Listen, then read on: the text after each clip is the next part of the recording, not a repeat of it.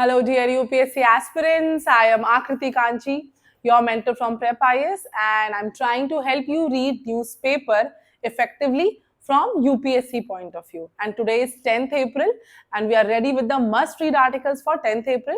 There are several facts that can be used for prelims and some opinions that can be used for mains. It's on, I'll also tell you how you will utilize it. Mains answers as an examples or as a framework, everything we'll discuss. Okay, so let's start today's newspaper from the front page. Since Donald Trump has taken the presidency in January, every day there has been news that he has been announcing that he will impose reciprocal trade tariffs. So this is going to and fro, right? So recently he had 3 days back he had imposed on India also around 27% tariff, but right now today's news is Trump's pauses tariffs for 90 days. He is giving it a relief of 3 months to all the countries except China. On China, it is imposing 125%. Okay, so this comes. Why are we studying it? This comes under GS paper 2. Have the UPSC's mains syllabus right by you. Okay, look at the GS paper 2 syllabus, which is polity, constitution. Down there is international relations, effect of policies or politics of developed country. Here developed country is the USA, which affects not just India and other countries also. It affecting India's interest is of our concern. Okay, so US president said he took decision after countries reached out to him to negotiate that please don't do it, right? So that is what happened. So there's this global trade war that he had announced. There's a 90-day pause for it, but he has levied more tariffs on China, which has become a full-scale confrontation between the world's two largest economies. These two, this is a during the Cold War era, it was USSR and USA. Now it's US and China, right? So after more than 75 countries had reached out to negotiate and did not retaliate against US, so Trump has decided to be little kind to them, right? Let's move to the next article. This article is related to this article. How RBI cuts repo rate by 0.25%, trims GDP growth forecast. So because of so much of uncertainty is that these kind of policies of developed countries are happening, that we have to change our monetary policy according to it, and our economic growth projection will a little bit move here and there, right? This will come under GS paper 3, which is economy paper, majorly growth, and some prelims facts are also discussed here. RBI cuts repo rate by 0.25%. So what is repo rate? Repo rate is the percentage in the interest rate at which central bank gives loans to commercial banks for short-term liquidity demands. Okay, that is what is repo rate, and it affects further. So central bank is giving to commercial bank, and commercial bank will give it further to retail customers like us. Okay, so it affects the interest rate of the till the individuals like us also. Okay, so Reserve Bank of India slashed the repo rate by 25 basis points with its Monetary Policy Committee, which was formed in 2016. Monetary Policy Committee voting unanimously to reduce the policy rate in a bid to support growth. Since US is doing such kind of tariff and counter tariff, it will affect our exports, thereby growth. So they are trying to improve the liquidity in the market and support growth like that. Okay, you should know the interconnections also. So when US is doing what, RBI does what and why, right? So this kind of interconnection between two concepts comes in prelims. Okay, so in a bid to support growth, so the growth is being hampered because of US policies. So RBI is trying to promote it by reducing the policy rate and bring down the interest burden on home, auto and other loan borrowers, so that we people buy things, okay, on cheaper rates, relatively cheaper rates. So Monetary Policy Committee voting. So Monetary Policy Committee has 6 members. Okay, remember the ex officio chairperson is RBI governor. Then it has 6 members and they all vote except RBI chairperson. Okay, their inflation target set by Urijiत committee was 4 plus minus 2%. The inflation parameter that they take care of is CPI, Consumer Price Index, and that should range from 2 to 6%. That is 4 minus 2 plus 2%. Okay, they have 4 meetings a year, and governor only vote when there is a tie. Then governor's vote is the casting vote. Okay, so a monetary policy committee voting happened, and they voted unanimously in the issue of this global trade war. And this was second time in this year that they have reduced the repo rate. Okay, so from so there are, what are the reasons that they have done it? Firstly, uncertainty in itself dampens growth by affecting investment and spending decisions of business and household. When there's so much changes in policies, businesses do not feel confident enough to invest. That's the first reason. Second reason, that there, since although US is doing it, maybe doing it on other countries, but that will affect the growth of overall the world economic growth, and then thereby India. That's why the dent on global growth will also have negative effects due to trade friction,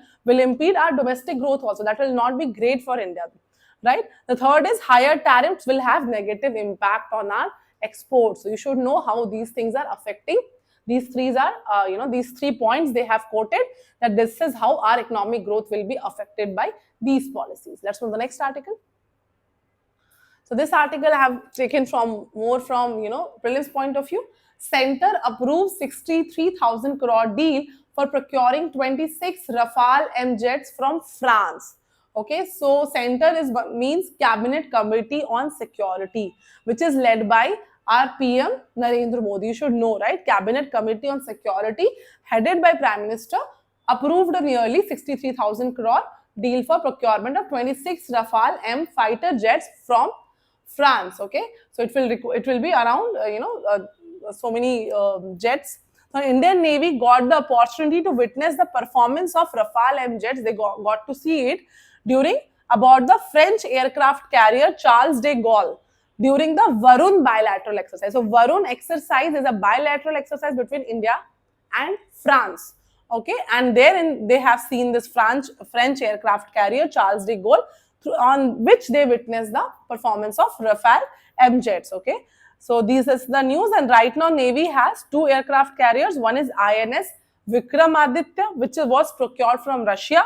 The other is INS Vikrant, which was built in India itself. Okay, let's move to the next article directly on the editorial. There was a news yesterday that Supreme Court is limiting the time.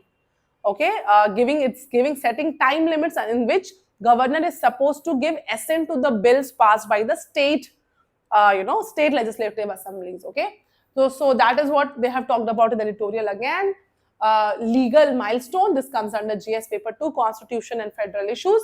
The Supreme Court's judgment on the conduct of Tamil Nadu Governor R.N. Ravi is going to have a lot of impact for center-state relations, underscoring, as it does, India's federal principles. The verdict enhances the administrative autonomy of states. So, a lot of states' policy used to be hung, there used to be an obstacle when governor did not give the assent, right? So, with this, the administrative autonomy of states will improve. It will regulate the functioning of constitutional offices like governor. They have given the definite timelines for governors to act on bills that we discussed on our front page yesterday on 9th April. You can go and watch that video if you have not.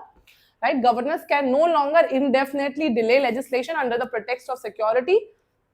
It's a constitutional principle that has been undermined, and Raj Bhavans are responsible to show some transparency and accountability.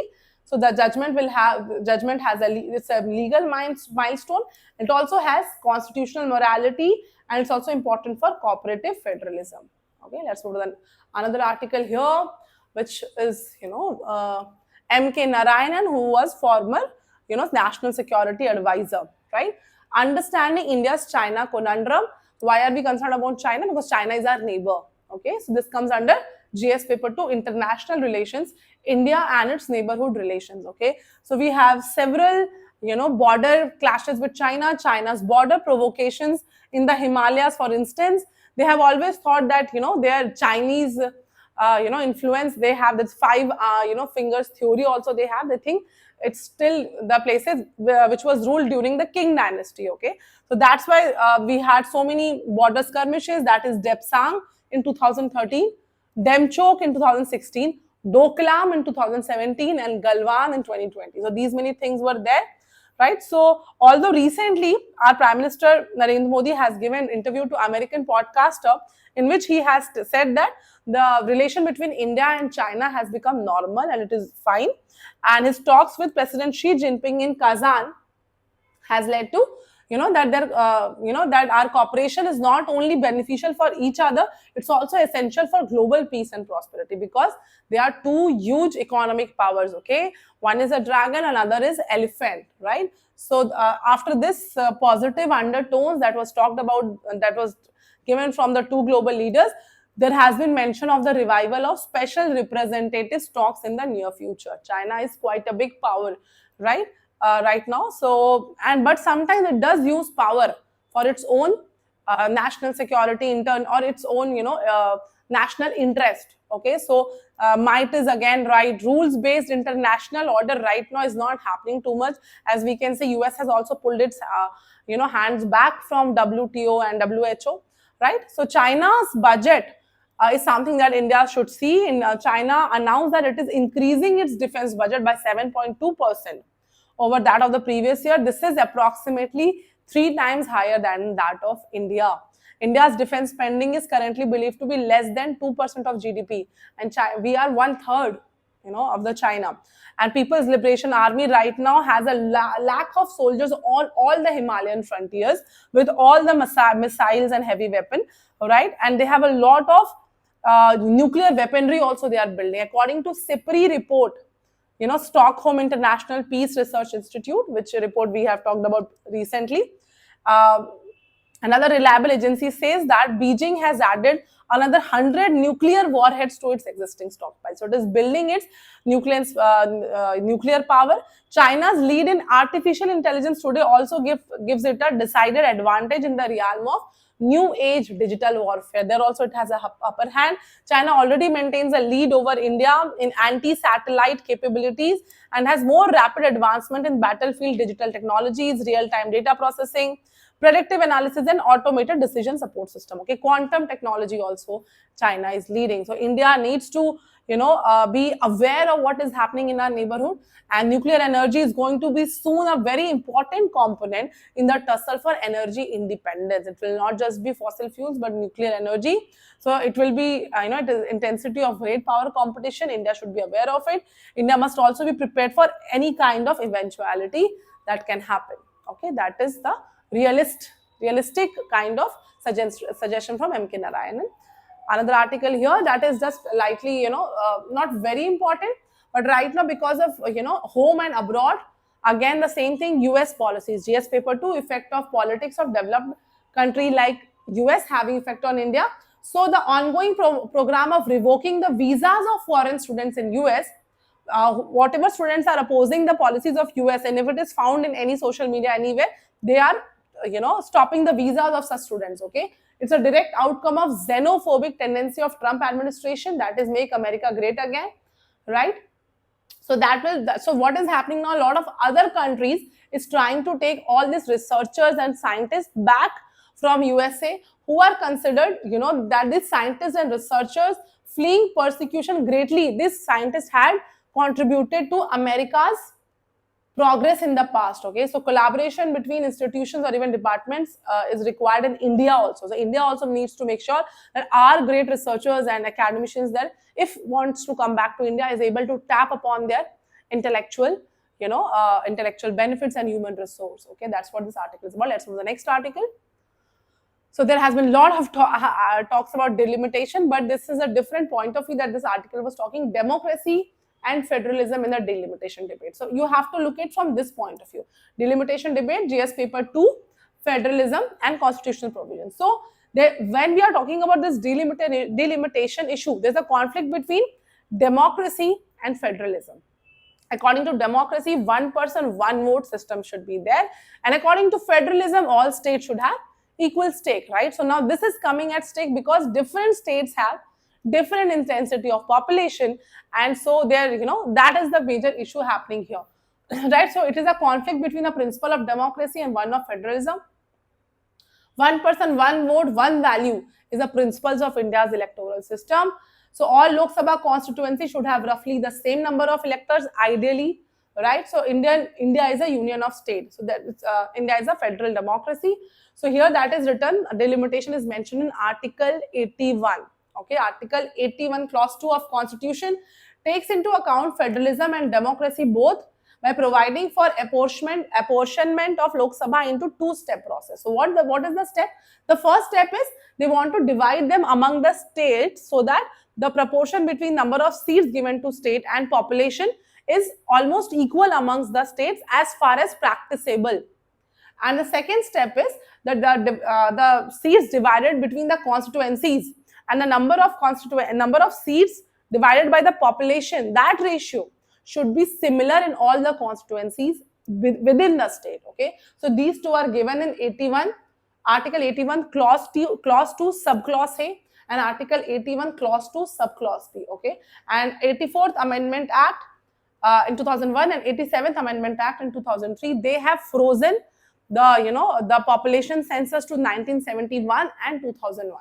So when it has to be divided between the states, they are using 1971 census, and they have to decide the constituency and the percentage of seats and population within the state. They are using 2001 census. Okay, we should know about it.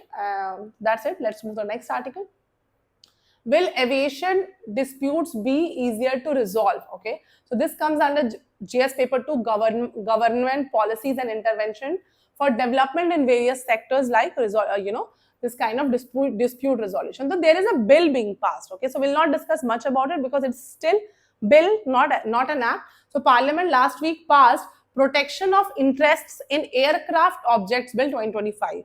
3 days back we had discussed an editorial in which there was a new act, that's ye adhiniyam hai, Airport Act, right, in which that editor said that this doesn't have a dispute resolution framework within it. So that there's another bill for dispute resolution in airways and airlines issues. Okay, so this is the bill, establishes a legal framework to resolve disputes between airlines and lessors over high value aviation assets like aircrafts, helicopters and engines. Okay, so the legislation aims to align India's aviation laws with international standards and boost investor confidence amid rapid fleet expansion by Indigo and Air India. So what are we trying to follow? So the bill implements the Cape Town Convention and Protocol. This Cape Town Convention and Protocol was signed in 2001. Okay, it is an international treaty. The Cape Town Convention and Protocol is an international treaty adopted by United Nations Aviation Watchdog, International Civil Aviation Organization in 2001. ICAO passed this, they finalized this treaty, Cape Town Treaty, in 2001, and India signed it in 2008 by cabinet approval, right? And this standardizes, this convention is important because it standardizes transaction involving aviation assets such as aircrafts, etc. Okay, in case of financial default, this kind of treaty will come in handy. And the bill has designated DGCA, the Directorate General of Civil Aviation, as the registry authority for the purpose of the convention. The bill also empowers the DGCA to issue directions to implement the convention. Okay, the bill will also have an overriding effect, which means that if there is any inconsistencies, this bill will have more power. Okay, but still right now investors do not still feel confident about India's this arbitration standards that we are trying to achieve. So there are certain skepticism still going on. Okay, that's what this article. Let's move to the next article. Certain prelims, art and culture facts are mentioned in this article. There is a recent book about Tamil Nadu written by a writer. Now these are tribes. Badagas, tribe of Nilgiris. Badagas, tribe of Nilgiris, celebrating Jadaya Swami festival at in Kotagiri in Tamil Nadu. Just a visual. You should try to remember all this, that there is a tribe, Badagas tribe, Tamil Nadu. Sometimes it can come in matching question in prelims. Okay, so there is a book written on Tamil Nadu by a writer recently. So writer is talking about a lot of things that India has been more in India more influence of north has been there than south, but still Tamil Nadu has its own culture, strong culture. And what are the the writer has mentioned Pallavas, Pandyas and Cholas, and has also mentioned on Raja Raja I and Rajendra Chola, but more focus is on things like Silapadikaram. Okay, these are important from art and culture point of view. Silapadikaram is written by Ilango Adigal. In Silapadikaram, Ilango Adigal has talked how Madurai is an immortal city and how beautiful city it is. Okay, so you should know Silapadikaram is written by Ilango Adigal. Okay, Madurai, the city of temples, is also mentioned by Megasthenes. the Greek ambassador who had come to Chandragupta Maurya's court. Okay, and she has also mentioned about how Thanjavur, okay, where Raja built a magnificent temple, the Cholas, the imperial Cholas, Brihadeshwar temple, once the capital of glorious Cholas, and talking about the culture of those places. Okay, the book has also talked about how Gandhi ji came to Madurai in 1921, and the way he dressed up in a dhoti, that we all know the image of Gandhi ji, in a humble image of Gandhi ji in dhoti, that he started, the writer is saying that it started from in a more formal way of dressing and adopting the loin cloth. That image of defined him started from Madurai in 1921. Okay, V.O. Chidambaram's Pillai struggle for Swadeshi and the famous March 13th protest in 1908. Vedant Rayam's Salt March of Rajaji, which mirrored the Dandi March, and non-Brahmin movements spearheaded by T.M. Nair and P. Thegaraja Chetty. Okay, these kind of Stone Age things are also there. You should know basic facts. Okay, that's why I have taken this. Let's move to the next article. This article on new irrigation scheme. New scheme to modernize irrigation networks get cabinet note. This comes under GS paper 3. Irrigation schemes and irrigation networks. Union cabinet approved modernization of command area development and water management. You know, MCADWM, modernization of command area development and water management. It's a sub scheme of Pradhan Mantri Krishi Sinchai Yojana, sub scheme. So the flagship umbrella scheme is Pradhan Mantri Krishi Sinchai Yojana. Initiative is set to run from 2025 to 2026 and is designed to enhance the irrigation infrastructure in India, modernize the irrigation water supply network, okay, and water reaching the designated farming cluster, and with small land holdings by small landholding farmers, improving water use efficiency through advanced technology, supervisory control and data acquisition and Internet of Things. All this technology has been integrated in this scheme. Okay, let's move to the next article. We'll go to science page directly. Yeah, there's one article here which talks about as wildfires, which recently happened in California in huge scale, scorches the earth. As wildfire scorches the earth, the Arctic biome rejects more carbon. So till now, Arctic biome has been known to conserve a lot of carbon, acting as a reserve of carbon, right? In its in a lot of ways, in its oceans, and it is permafrost. But now, with so much of burning and wildfires, they are releasing more carbons, and it's increasing the effect of global warming. So this comes under GS paper 3, environment pollution and degradation, climate change, also GS paper 1, okay, critical changes in geographical features. Okay, so Arctic boreal zone began to turn into a carbon source before 1990. It was held by Eastern Siberian fires in Russia in 2003, Timmins wildfire in Canada in 2012. The CO2 released in those 2 years far exceeded the amount the zone alone was able to absorb. So how much it was supposed to absorb, it has released far more than that. Okay, we should also know some wildfires of India.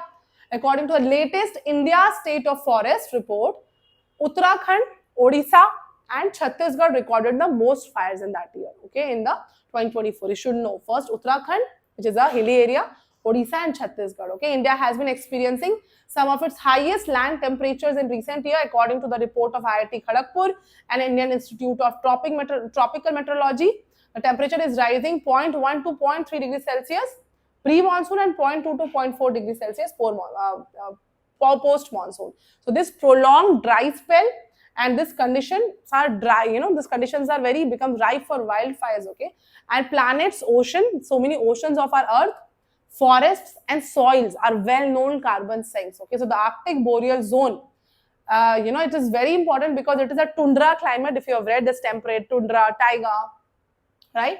Coniferous, it is a tundra, coniferous forest and wetlands around the Arctic Circle have absorbed carbon and sequestered it in the zone's permafrost. You should know about what is permafrost. I have explained that in another day newspaper. Okay, it's the world's largest land-based biome. Okay, the ferocity of wildfires means that more than 30% this Arctic boreal zone has now stopped capturing carbon and instead releasing it. Okay, so this according to EU, wildfires released 8 lakh tons of carbon in 2025 alone, 4 times the amount such fires a decade back, right? So carbon released from these fires further fuel the global warming, and it becomes more, wildfires are more becoming prone. Okay, so this report by US National Oceanic and Atmospheric Administration, frequent wildfires are turning Arctic tundra into source of carbon by forcing it to absorb record levels of pollution due to burning fossil fuels, right?